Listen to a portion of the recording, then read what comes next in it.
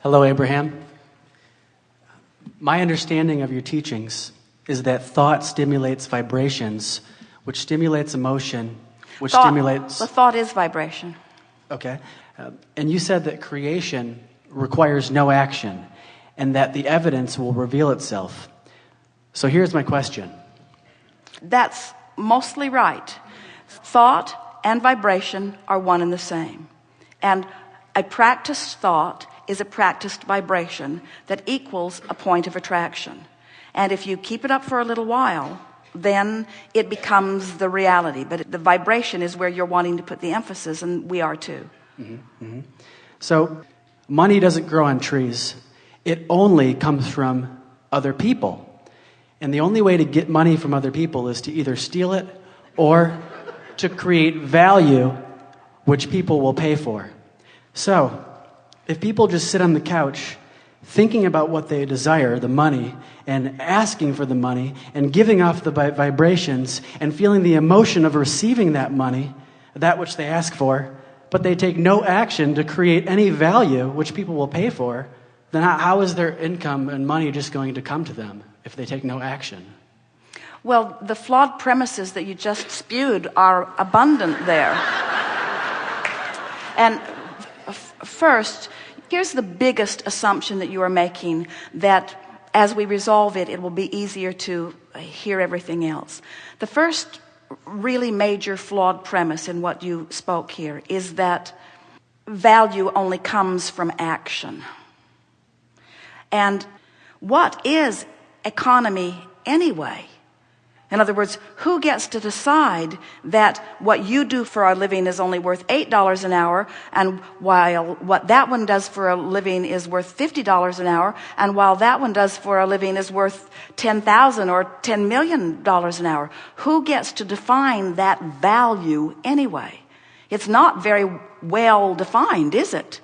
And yet, where did your economy come from? Just a few hundred years ago, on this continent, you were trading beads and shells and a little bit of minerals. That was your basis. Jerry remembers when the gold standard was $35 an ounce, the gold standard.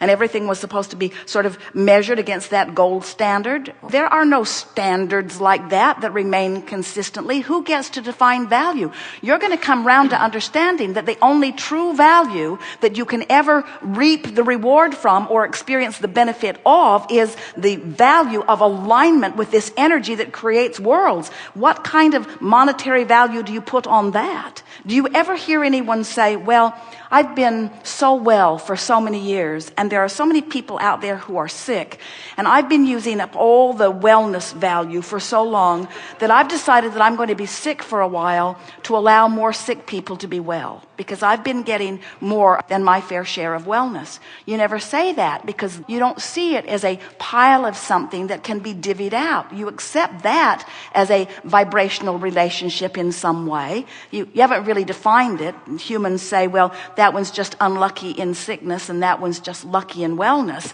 But it's not like that at all. There is a vibrational abundance that is being realized by some and denied by others, but they are all doing it to themselves, you see. There's not a big pile of resources that you're divvying up. Somebody didn't set the monetary fiscal standard for the universe, and there it all is out there, and now you have to steal it or trade it. That is so old news. This is a vibrational reality that you are moving into, and it is thought and alignment. Who do you think was paid for this earth that is now congealed and spinning in its orbit? Who was paid for that? Who scraped that value together, and who was paid for it, and who tends for it in its orbit? In other words, there are so many things that you can't begin to explain through a platform like the one that you just presented to us here. And that platform is not serving anyone at all, you see. Mm-hmm. So now, in other words, this is common wisdom. There isn't anything that you said. You didn't just make it up. A whole lot of people believe that. But now read it to us again, and we're going to pick it apart line by line so that you can feel what we're getting at. Just start again. Okay. My understanding of your teachings is that thought stimulates vibrations, All right, so now we've amended that. Thought and vibration. Thought is vibration.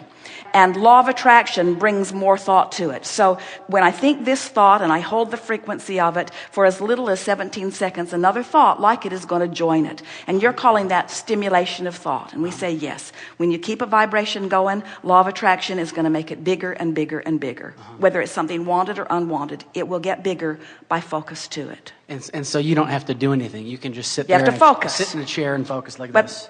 And money's going to come. But wait. Don't get there too soon.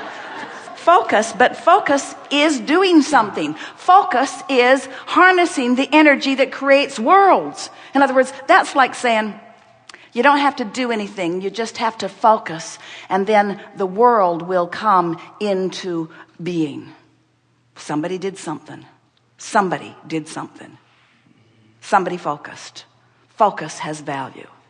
You can sit and focus out of the vortex and your life won't change at all. You can sit and focus in the vortex and your life will change magnificently. The power of your mind is the only power that matters, and all the other stuff you do is just for the pleasure of enhancing what you've really done with your mind. And all the real power is the focus. And for you to call that nothing could not be further from accurate.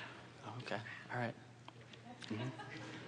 Okay. We are enjoying this. We want you to enjoy it too. I'm loving it. Very much enjoying. Okay, so continuing, most people would like enough passive income. But it's not about the action that you offer. It's about the alignment with the dream. It's about the alignment with the real resource. We're talking about tapping into the energy that creates worlds and flowing it through your experience. And a really good place to start is to look around at the vast differences in the way people are living their lives. The people that are working the hardest in terms of action are receiving the least. And the people who are working the least are receiving the most. How do you reconcile that? Most don't. Most just say that sucks. Most just say there's injustice. Most just say, let's take the pie and split it up again. Let's take the pie and split it up again. Let's take the pie and split it up again. And it does not matter how many times you split that pie up.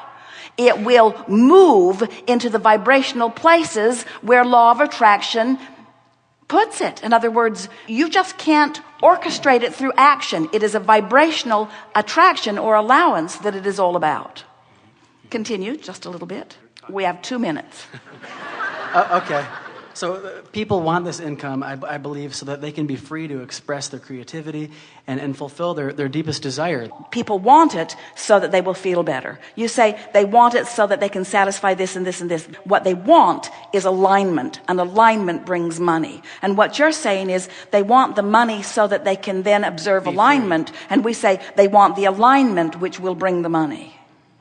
What they want is the alignment. What you want is to be in love. What you want is to take a walk and feel your heart soaring. What you want is for music to move through your body. What you want is to be alive and brilliant and have good timing. What you want is to be clever. What you want is to love.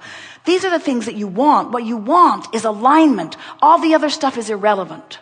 And when you go for alignment first, then all the other trappings have to fill in around it. It is law. Okay. So the point of the whole entire question is just simply trying to understand how you can create what you desire without taking physical action. And what we're saying is you've already created it with all that you've been living, and it's waiting for you, offering a signal, and all you have to do is hone in on that signal. And you can tell when you're honing in because you're feeling better, and you can tell when you're getting closer because you're feeling lighter, and you can tell when you've really honed in because you believe, and you can tell when you consistently honed in because you just know life is good, and you just know you're stable, and you just expect it to be good. And now you're moving through life doing the action which is delicious, doing the action that supports your knowledge of well-being. In other words, you'll get tuned in and you won't cease to act. We promise you, when you're tuned into the energy that creates worlds, the inspiration to call this person and go there, the inspiration will flow through you. You'll be the busiest, most active person that you've ever known in your life. But the inspiration comes first and inspires the action. The action doesn't create. Good time for segment one. Got it. Thank you.